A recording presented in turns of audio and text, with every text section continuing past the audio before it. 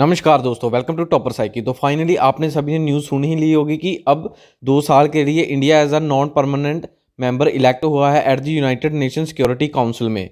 तो इस नई डेवलपमेंट के बाद अब इंडिया ने अपने के 2 प्रस्ताव रखे थे, 3 प्रस्ताव रखे थे यूनाइटेड नेशन सिक्योरिटी काउंसिल में कि वह 3 कमेटीज़ हैं उनको लीड करना चाहता है एज अ हेड। तो फाइनली अब यूएनएससी के जो हेड्स हैं उन सभी मेंबर्स कंट्रीज़ ने मिलकर इंडिया की इस रिक्वेस्ट को एक्सेप्ट किया है और 3 जो कमेटीज़ हैं उनका हेड बना दिया है इंडिया को। तो आज हम इसके बारे में पढ़ेंगे और देखेंगे कौन कौन सी कमेटी है और इसका पाकिस्तान पर क्या इम्पैक्ट पड़ेगा। तो चलिए शुरू करते हैं। और इस लेक्चर की पीडीएफ हमारी वेबसाइट toppersaiki.com से ले सकते हैं। द टाइम्स ऑफ इंडिया का आर्टिकल है इंडिया टू चेयर 3 की subsidiary bodies of UNSC. Hindustan Times का भी आर्टिकल है इंडिया टू चेयर 3 की यूएनएससी कमेटीज़। तो फाइनली जब India as a 8th term select हुआ है as a non permanent member of the United Nation Security Council में, तो इंडिया का जो एक प्रस्ताव था कमेटी को लीड करने का वह एक्सेप्ट हो चुका है। इसे जो परमानेंट रिप्रेजेंटेटिव हैं इंडिया के at the United Nations TS Tirumurti, उन्होंने अनाउंस किया कि अब इंडिया को 3 कमेटीज़ को लीड करेगा। और इन 3 कमेटीज़ का नाम है, फर्स्ट है Taliban sanction committee, second counter terrorism committee और थर्ड है लिबियान सैंक्शन कमेटी। तो फर्स्ट पहले तालिबान सैंक्शन कमेटी के बारे में देखें तो ये एक इंडिया की तरफ से ही प्रायोरिटी आई थी इस कमेटी के लिए कि हम इसे लीड करना चाहते हैं। इस कमेटी का मेन मोटिव है कि जितना भी टेररिज्म है जैसे अफगानिस्तान में, उसे तालिबान को कौन स्पॉन्सर करता है, यानी कि उन्हें जो वेपन की सप्लाई है कौन करता है, उसके रिगार्डिंग इस कमेटी में सारी डिस्कशंस होती हैं और इसके थ्रू सर्वेलेंस होती है अफगानिस्तान तालिबान के ऊपर। और इस कमेटी को 1988 सैंक्शन कमेटी भी कहा गया था क्योंकि 1988 में इसे इस्टेब्लिश किया गया है at the United Nation Security Council में। तो इस कमेटी के अंदर यूनाइटेड नेशन सिक्योरिटी काउंसिल ने कुछ सैंक्शंस भी इम्पोज किए थे तालिबान के ऊपर, जैसे कि मेनली अफगानिस्तान में भी उसका काफ़ी इम्पैक्ट पड़ा था। नेक्स्ट देखें, जो सेकंड है वह काउंटर टेररिज्म कमेटी है और इसे भी 2 साल के लिए 2022 तक इंडिया लीड करेगा। और इस कमेटी को 9/11 जो टेररिस्ट अटैक हुआ था अमेरिका में न्यूयॉर्क सिटी में, उसके बाद ही इसे फॉर्म किया गया इस कमेटी को, क्योंकि इस कमेटी में जो उसामा बिन लादेन का कहीं ना कहीं हाथ था, उसने ही टेररिस्ट अटैक करवाया था अमेरिका में। तो तब अमेरिका ने इसका प्रस्ताव रखा था कि एक काउंटर टेररिज्म कमेटी इस्टेब्लिश की जाएगी eight the United Nation Security Council में। और इस कमेटी का 2011 और 2012 1 साल के लिए इंडिया ने इसे चेयर भी किया था।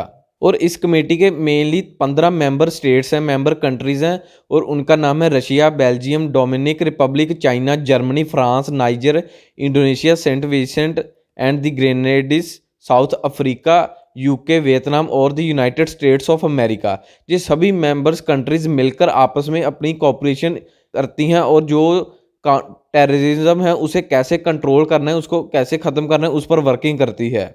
नेक्स्ट है लिबिया सैंक्शन कमेटी। ये लास्ट और थर्ड कमेटी है जिसे इंडिया लीड करेगा 2 साल के लिए।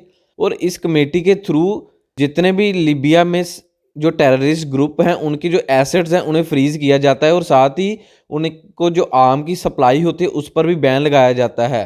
और इस कमेटी के थ्रू लिबिया पर भी कुछ सैंक्शंस लगाए जाते हैं, जैसे उसके जो ऑफिशियल्स हैं उनके ऊपर ट्रैवल बैन लगाया जाता है और जो पेट्रोलियम का इलीगल एक्सपोर्ट है उस पर भी काफ़ी बैन लगाए गए हैं।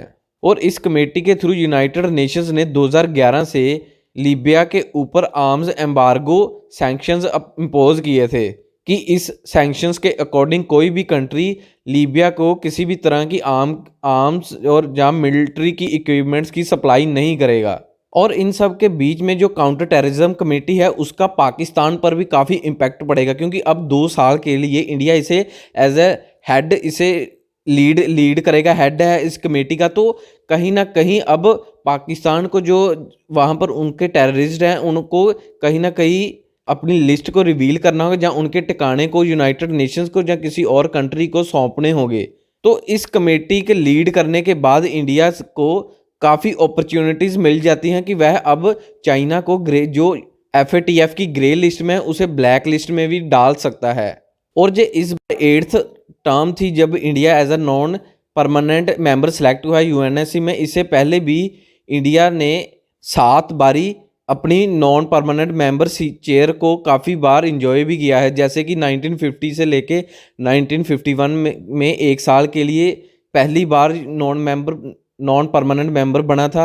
उसके बाद 1967 से 1968, फिर 1972 से 1973, फिर 1977 से 1978, फिर 1984 से 1985, फिर उसके बाद 6वीं बार 1991 से लेकर 1992, और उसके बाद 2011 से 2012 तक अंडर डॉक्टर मनमोहन सिंह उन्होंने इंडिया ने 7th टर्म अपनी कंप्लीट की थी। मगर इससे पहले भी अगर हम देखें तो जितनी भी हमारी 7 टर्म्स हुई हैं वह एक एक साल के लिए रही हैं, और इस बार जब 2021 स्टार्ट हुआ है तो इंडिया ने अपनी टर्म 2 साल के लिए इलेक्ट हुआ है, तो यानी कि पूरे 2 साल 2022 में इसे ख़त्म करेगा। सो ये है एंड इस वीडियो का। चैनल को सब्सक्राइब और लाइक करना मत भूलिएगा। धन्यवाद।